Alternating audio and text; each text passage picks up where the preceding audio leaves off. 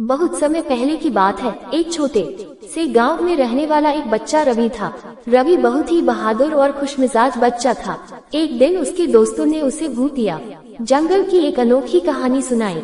कहानी में कहा गया कि गांव के पास एक भूतिया जंगल है, जहां रात में भूतों की आवाजें सुनाई देती हैं। लोग कहते हैं कि जंगल में अगर कोई रात को जाता है तो उसे भूतों की चीखें सुनाई जाती है और वहां का सफर बहुत खतरनाक होता है। रवि यह सुनकर बहुत रोमांचित हुआ।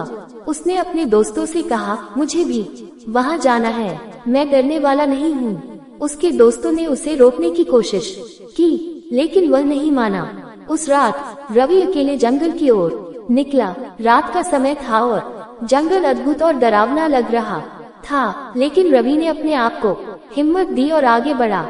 धीरे धीरे रवि जंगल की गहराई में चलता गया। बारिश की बूंदें गिरने लगी और हवा भी ठंडी पड़ने लगी। रवि को डर लगने लगा, लेकिन वह अपने लक्ष्य को नहीं भूला। अचानक रवि ने एक भूतिया घर देखा। घर के बाहर लटकते झूले देखकर उसके हाथ पैर कांपने लगे, लेकिन उसने फिर अपनी हिम्मत जुटाई और घर के अंदर चला गया। घर के अंदर रवि को अचानक एक आवाज सुनाई दी। कौन है? उसने पूछा, लेकिन कोई उत्तर नहीं मिला। फिर से उसने सुना, कौन है? यह सुनते ही रवि के हाथ पैर ठंडे पसीने से भीग गए। धीरे धीरे रवि ने आवाज की ओर बढ़ाते हुए कहा, मैं रवि हूँ, मैं यहाँ आया हूँ क्योंकि मुझे आपकी कहानी सुननी है।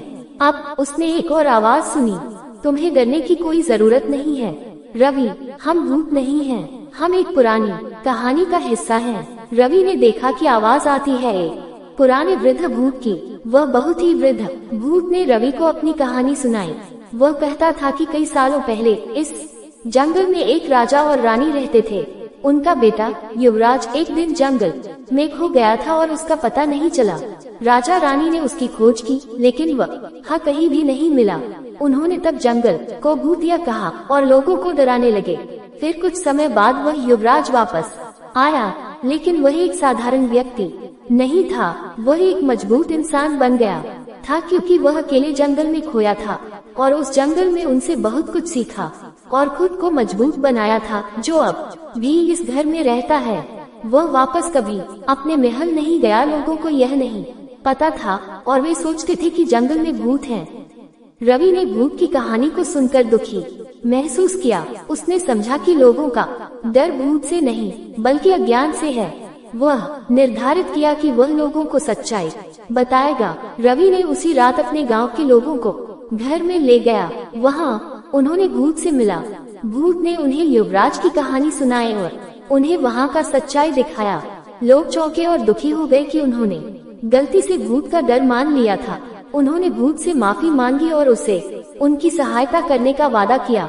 रवि ने इस घटना से सीखा कि हमें किसी को बिना सच्चाई जाने नहीं डरना चाहिए। भूत नहीं, अज्ञानता हमें डरा सकती है। वह लोगों को ये सिखाने का निर्णय लिया कि सच्चाई को जानना जरूरी है और किसी के प्रति उचित रूप से निर्मल और खुले दिल से होना चाहिए। इसके बाद से भूतिया जंगल की डरावनी कहानियों का अंत हुआ और लोगों की यहाँ जाने की हिम्मत बढ़ गई। रवि ने लोगों को सच्चाई का परिचय किया और जंगल की सुंदरता का आनंद लिया। इस अनोखी भूतिया जंगल की कहानी ने रवि को न केवल एक नई दिशा दी, बल्कि उसने लोगों को भी सच्चाई की ओर ले जाने में मदद की।